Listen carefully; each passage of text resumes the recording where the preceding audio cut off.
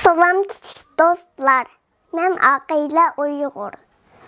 Bugün sizlərə Beyrut Ballar məsələlərdən Tumçuq bilən Tuz namlı kitabda məsələlər oxub verməkçimən. Ana bölgənin cavabı. Bir bölgən apısdan, "Abba, biz nemiş qabunç tezi yürələyimiz?" deyə sorabdı. Apısı yununğa, "Böyük rəhmət etmemiz gerek. Mən əmdəliyə görüşünü öyrəndim. Vaxtımda abam bana "Sən çox mu tez yürgüncüm ol? Bolumuz böyük yetdi degan idi. Şuna mən qorxqanımdan cinimnin barıca yürgürdüm. Yürgənsək tez yürələydiğən boldum." Dəbdi.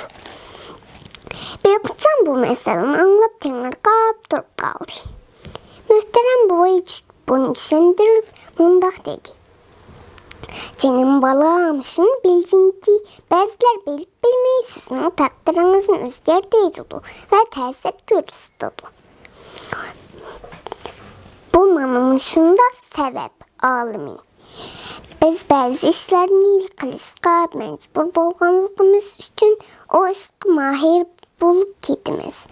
Qandaq iş bilən köp şug'ullansaq şunga mahir bo'lishimizda gap yo'q. Shunga yaxshi nam qaldirish va el ichida obro'y qozonish uchun cho'qim yaxshi ishlarni ko'proq qilishga odatlanishimiz kerak. Tushundim buva, dedi Beykutcan. Muhtaram buvay uni saqlatmay yana bir masalani aytishga boshladi. Ördekler ve müşrik. Ördek cəmiyyətdə dəriyat bir timsahın təcavüzündən bezar olub getdi. Bir yaz çıxmayla getdi, əsasdan ayrılıb qaldı. Onlar yerdən işdə timsah taqabil duruşunu qarar qıldı. Müşrik bu işini anlap təşəbbüskarlıq bilən yerdən berdiğini bildirdi. "Qaranlar mənim ötkürtürünü qamağamıyam," dedi müşrik. Yine "Qaranlar mənim çaqqanı hərəkətimə birdən dalda kiçik oğuldan xatircəm bolanlar. Mən timsahını parça qılıb sizlərini xatircəm qılmən." Ördək cəmiyyətinə aid təxşab olub gedibdi. Onlar amal qılıb nurğun müşrikə berib